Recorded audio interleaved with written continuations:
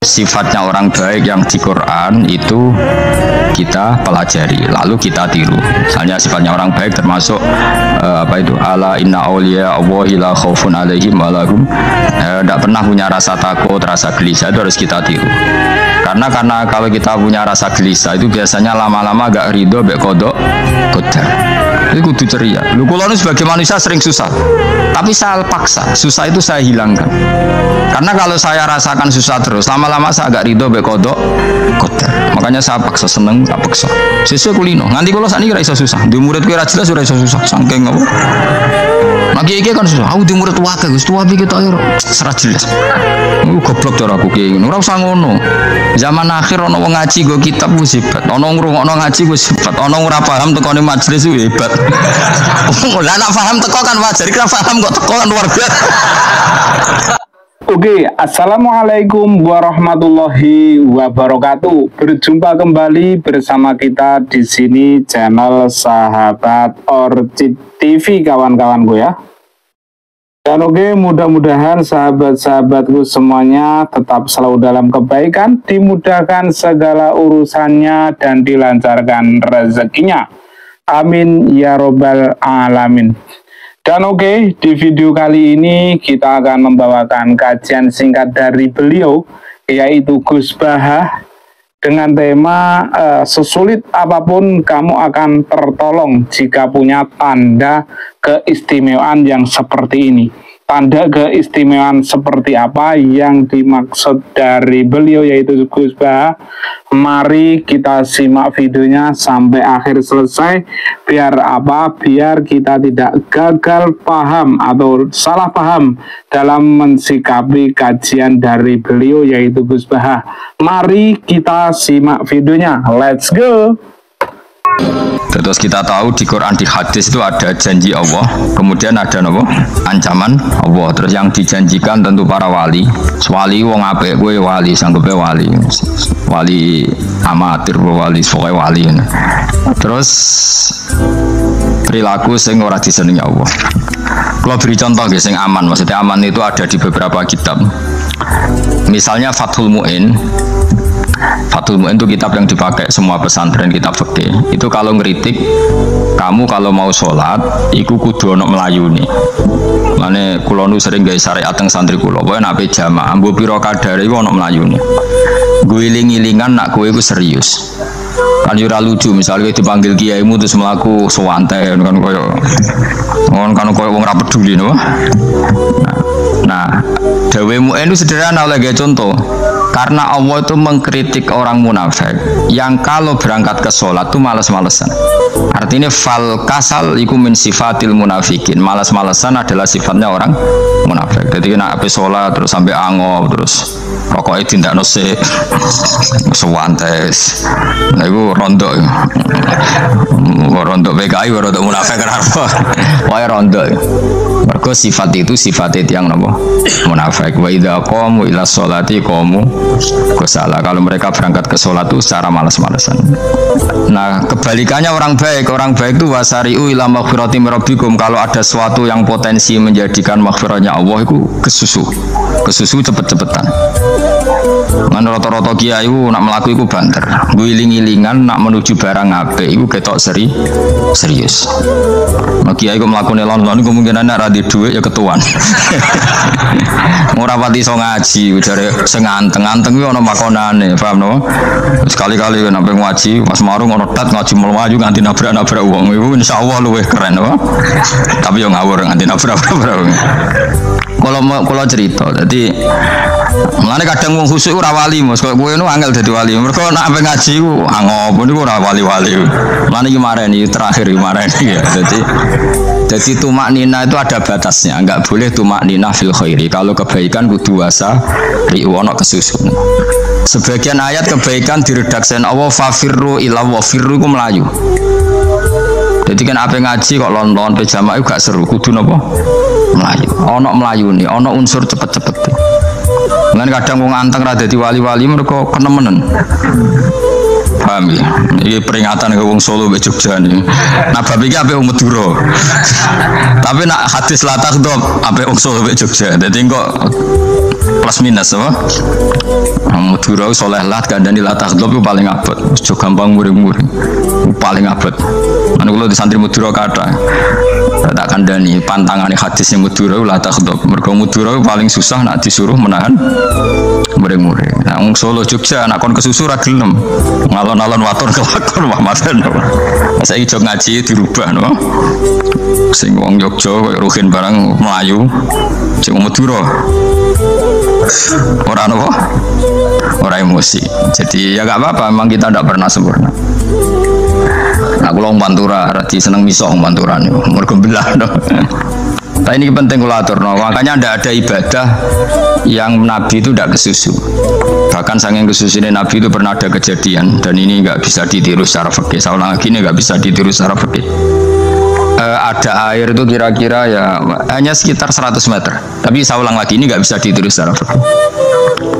Nabi itu tidak wudhu, tapi tayamum yang dekat sama debu di dekat kamarnya Nabi. Itu riwayat yang memang nggak bisa ditiru, tapi harus dibenarkan. Ketika Nabi ditanya, kenapa engkau tidak menuju air itu? Jadi, saya tidak yakin sampai air itu. Padahal saya kesusu nang suci. Jadi saking inginnya Nabi nang suci itu sudah yang dekat tayamum saya tayamum. Tapi saya ulang lagi, ini nggak bisa ditiru secara fikih. Karena kamu tidak akan hadir kayak Nabi. Makanya ini tak peringatkan kamu kan tidak akan hadir. Meniru aku kira iso, meniru Nabi itu baru iso. Iso Gus nak niru yang jajal mau kitab koyo aku nak melengkar kabeh.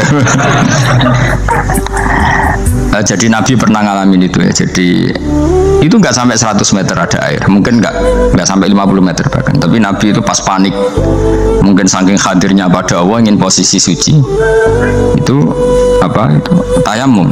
Ketika ditanya al amru asra'u min dalik, urusan bisa lebih cepat timbang itu. Saya pernah ngalami seperti itu, tapi tidak se ekstrim tayamum. Wudu pakai aqua, pakai. Jadi saya pernah di mobil, kemudian saya pas usul, mobil tak suruh berhenti, terus saya wudhu pakai air aqua. Padahal ya dekat masjid, ya dekat. Karena kadang tadi kepanikannya orang-orang dekat Allah itu beda. Itu pokoknya butuh asro, butuh melakukan sesuatu yang cepat. Ada contoh lagi yang lebih ekstrim. Ada ulama punya baju dua, karena orang Arab kalau pakai pakaian kan celana terus sarung baru jubah. Makanya orang Arab itu biasa pakai lafaif berlapis-lapis pakaiannya. Ya maksudnya pas kondisi ideal dulu biasa lafaif. Ya kayak saya misalnya kan nggak pakai kaos, karena orang priayi kan mesti pakai kaos baju. Cuma saya nggak pernah pakai jas, ngedagem nganten malah repot. Kalau disungkan, kalau di jas kuatakan. Gara-gara dagem kiai roto-roto anak ngaji kan aku jas. Karena jaluk ngunggungnya. Wah bingung, bos ngekek iku niat sakake, Gus Baik ora jas ora kelar tuku tapi ya ora roh. Niate elek bape ya ora roh. Kemungkinan itu nganggep aku ora kelar tuku terus ngekei. Itu berarti suudzon yang terlembagakan. Kemungkinannya ya saking takdime kepengen kiai ini duwe jas. Atau kemungkinan ini Gus Baik lu mau ben dikekno wong ra jelas-jelas ya. Enggak ngerti dan enggak perlu dikonfirmasi ben supaya ngamal. Lah kiai ini lagi wudu, wong Arab lagi adus ning hammam. Hammam itu pokoknya di sini kan ono pemandian umum sekarang sama lah di. Pas di pemandian umum itu beliau ditugani santri nih, mulai dulu ya memang ada adat ya kalau kadang dia tindak itu tidak ada santri nih. Aku ragam tidak ada Mustafa lah melakukan ketipik malah loro kabeh. Jadi bandara itu sing roh terminal A1 ya aku, ini tiket ya aku liu derek no, malah aku sing derek no akhirnya. Sembrono. Seloro kabeh tidak. Opo ora roh. Swarga ya ora roh, sebenarnya nak tuntun ya ora roh. Singkat cerita, si kiai tadi dengar Fulan saya minta baju karena yang miskin ini di dalam kamar mandi itu mestinya ya udah kiai sudah di kamar mandi itu bilang ke santrinya, Cung baju itu kasihkan satu sama yang minta tadi. Terus kata santrinya, ya Syekh halla badaan ghusal tambok kamu jangan ke susu, kamu mandi dulu, engkau mandi dulu baru ngasih. Terus kata beliau, hati saya pas itu ingin ngasih. Setelah mandi saya selesai mungkin hati saya sudah rubah, tidak ingin ngasih. Jadi cepat itu imma takut mati sehingga kamu tidak sempat melakukan kebaikan, wa imma takut rubah takut rubah. Kan iso wae pas adus karena mungkin lagi seneng-senenge kena banyu lumo. Barang-barang adus medit. Kan yo ora roh. Anak pas lomo lakoni wae engko kan iso medit. Atau pas sampai lomo wis mati. Potensi jadi kita ini mengejar waktu mati dan mengejar berubahnya pikiran apa? Berubahnya apa? Pikiran. Pokoknya walhasil dalam semua kebaikan teksnya Quran itu fafirru ilallah, lari. Firor itu maknanya apa? Itu yang saya minta lah. Jadi apa tradisi tertentu. Tapi memang tradisi tumak nina itu bagus. Saya hormat sama orang Jogja, Solo, Magelang itu hormat. Tradisi tumak nina itu bagus. Tapi kadang kenemen. Karena ada momen di mana kita harus ke susu. Misalnya kebakaran kan ke susu. Kalau takut kebakaran saja kita harus ke susu, apalagi ini kebakaran rokok, spring, itu lari. Ya, jadi ini kita harus fair. Makanya guling-gilingan. Saya tuh kalau manggil santri kok kurang lari itu tak marahin. Bukan karena saya ingin bikin syariat. Kalau mau jamaah gitu, sa'i samu kudu mlakune iku beda. Makanya sa'i itu kan maknanya melaku kecil. Itu hebatnya Islam. Tawaf itu kan yang 3 kali pertama itu disuruh romal itu lari-lari apa? Kecil. Sa'i juga sama. Itu guling-gilingan, kita ndak boleh sowan pangeran dingin-dingin saja. Emang kalau loh. Cara pangeran terus ana wong tawaf mlaku mbek angop terus santai. Iku bangune apa ibadah, kangen aku ta ora kok saenake dhewe. Nek melayu kan seru. Apa? Senajan wis ketemu pangeran Gusti paringi sugih wis ngono lah kok. Ya rada kurang ajar melayu ku susu jebule jaluk ya apa? Sugih. Ya eling-eling jadi ini kula suwun lah. Tapi ora 100 gebut mlaku 120 iku ngawur nek iku. Pokoknya ana kesusune lah, entah berapa kadarnya itu ana. Mergo istilah pangeran apa wasari'u bergegaslah. Ya apa? Makanya Nabi dulu pinternya gitu. Ada Bani Sulaim, Bani Ifar itu punya adat tumak nina. Itu sama Nabi dipuji. Adat kamu bagus tumak nina, tapi dikurangi tumak ninahnya kalau dalam kebaikan harus ke susu. Ada daerah yang temperamental. Dikandani Nabi latakdob. Ya sama seperti di kita kan. Orang Madura di bab musaroah ilal khairat mungkin bagus, tapi di latakdob kurang. Orang Solo, Jogja di tumak nina bagus, tapi di musaroah kurang. Jadi makanya ini barokahnya ngaji ya dirubah sidik-sidik. Maksudnya yang plus minusnya itu dirubah. Karena saya belum pernah menemukan tag orang baik itu diredaksikan tenang, tapi semuanya redaksinya apa? Wasari'u itu apa? Bergegaslah, fafirru, larilah. Jadi fafirru ilallah, maka larilah. Firu itu lari apa berjalan? Lari. Supaya maksudnya lari itu tidak harus lari kayak pembalap itu enggak. Pokoknya ada unsur kesusune gitu. Ada unsur bergegas. Dan karena ada etis memang, misalnya saya sebagai anak dikasih tahu babak atau kangkang Gus ibu sedang gerah serono swantai itu kan kayak gak ngergani wong tua. Kudu ono Melayu. Nah, di sini ini maka diredaksikan di semua riwayat Nabi itu kalau jalan wa idza masa, Nabi kalau jalan itu faka'an namayan khattu min sobabinir takho. Semua dibak menerangkan apa Nabi kalau jalan itu seakan-akan turun dari tangga. Maknanya cepet. Faka'an naman khattu min sobabinir. Oke kawanku, jangan cuma berhenti di sini karena ngaji kui penting, jari Gus Bah. Kata beliau Gus Bah, ngaji kui penting saudaraku semuanya ya. Karena di sini penuh tawa tapi mengandung makna, penuh teka-teki tapi banyak arti. Mari kita rampungkan videonya dari beliau yaitu Gus Bah. Let's go. Oh, jadi Nabi kalau jalan itu cepat. Ya dong ini ya, paham ya? Ngiling-ngilingan. Nah, ciri utama berpikir secara Qur'ani adalah apa? Kamu mencari sifat-sifat wali Allah. Dan ternyata sifat wali-wali Allah itu musaroah ilal khairat, kalau melakukan kebaikan ke susu. Dan sifat orang munafik itu kalau melakukan kebaikan bermalas-malasan. Wa idza qamu ila sholati qamu kusala. Sehingga kata Fathul Mu'in, kalau kamu sholat kudu ono kesusune, ono nasate. Ngiling-ngilingan kamu biar tidak berkategori munafik. Karena orang munafik kalau wa idza qamu ila sholati qamu kusala. Kalau sedang mau sholat malas-malasan. Nah, intinya gitu, cara jadi mufassir, cara jadi pemikir Quran yang baik apa? Sifatnya orang baik dikumpulkan, kemudian kamu ingin diri itu. Sifatnya orang buruk kamu kumpulkan, kemudian kamu menghindari sifat itu.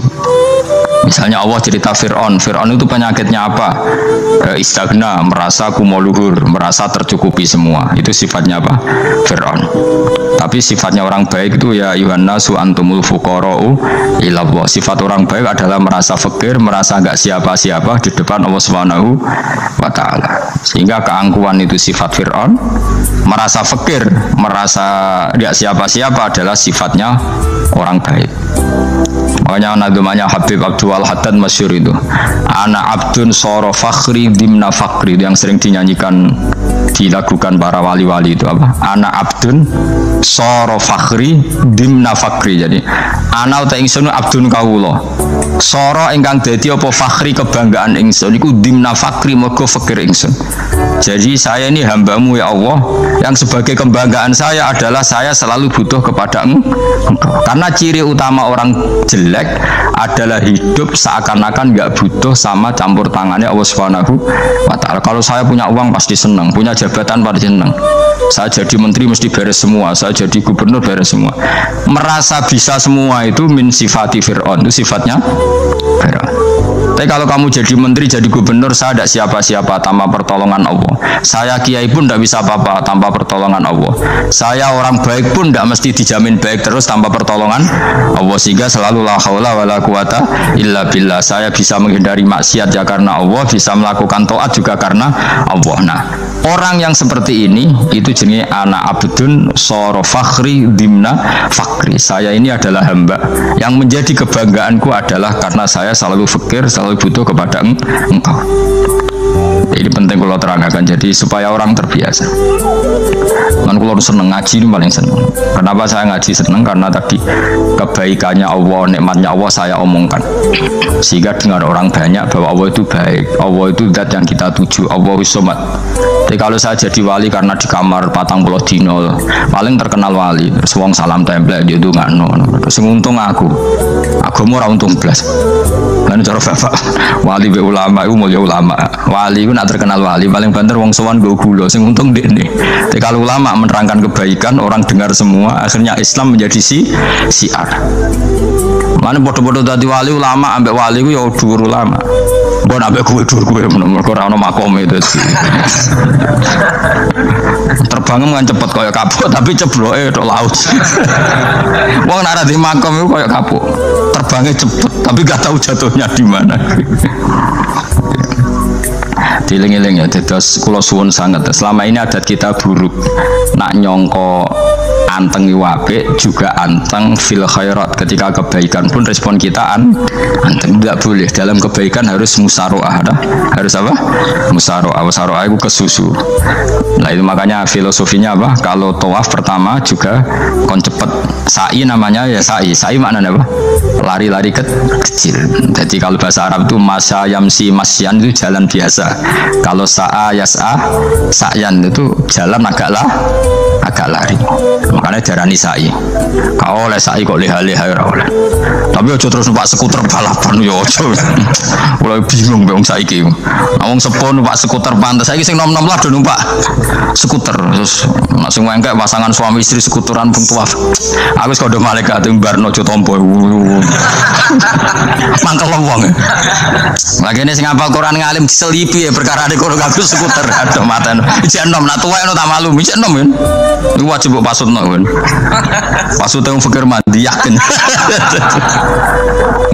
Enak yo terlalu senajan to sah yo tapi terlalu ijek nom. Padahal tuh bualah pan serwet terus.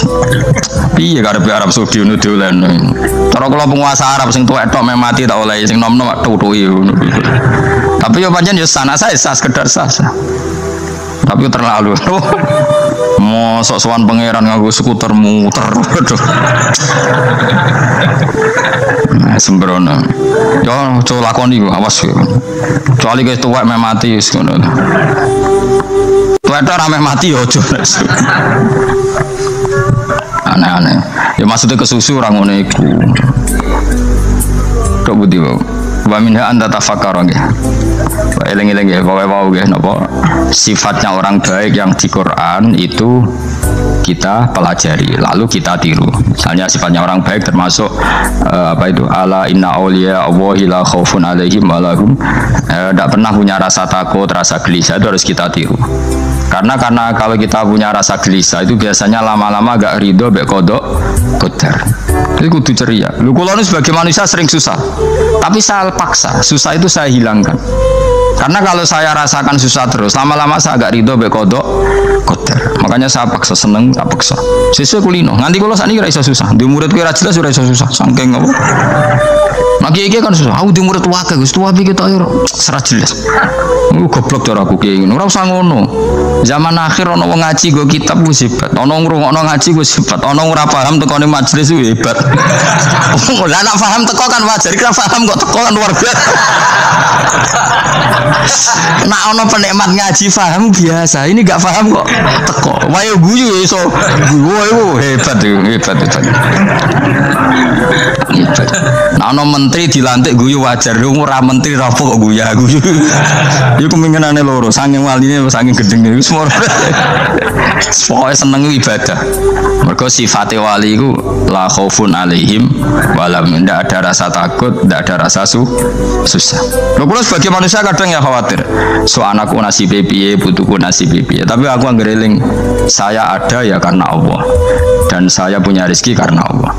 Orang lain di sana banyak orang kaya, padahal gak anakku. Berarti yang menciptakan kaya itu tidak saya. Buktinya orang lain yang gak anak kita kaya banyak, sukses banyak.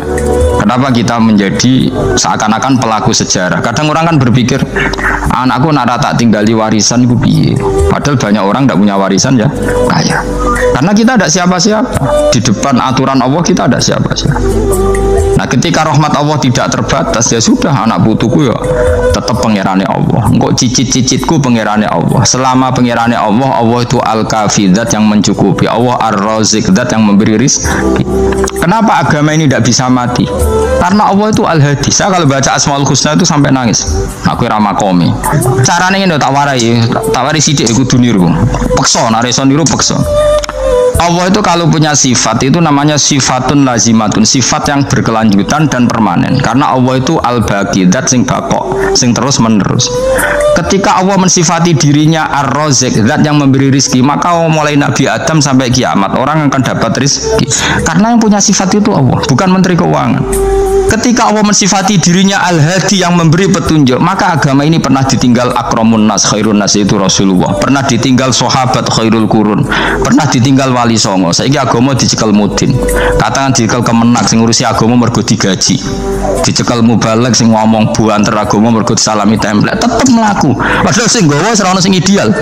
Utawa dicekel wong ikhlas ngene iki tapi ya ngene-ngene iki wae. Tapi agama tetap jalan karena Allah al-hadi yang memberi petunjuk itu Allah. Jika apapun kasusnya dunia ini agama tetap jalan. Fa inna wa ta'ala wasofa dzatahu bi annahu al-hadi, karena Allah mensifati dirinya saya ini al-hadi, penunjuk jalan. Jika di Amerika ada orang hidayah, di Hollywood ada, di Bali itu saya punya banyak santri. Orang Bali iso maca muin khusyuk era karuan, orang Bali bedina ora wong utuh. Khusyuk era karuan, kadang wong Gunung Kidul ora ora wong utuh ora khusyuk ya. Lho mergo pangeran ora iso diatur. Oh di santri Bali, tiap romo itu menastagfirullah. Pikirnya wong, lu pembirang astagfirullah wong pikirnya. Semua guru gitu dolan Bali, sebelah ngalek bojo kutok. Mulane ana guyon ana wong haji nangis ning multazam tekan apa ke nangis. Dene ning Gunung Kidul kan rata ora wong ayu bareng ning kono.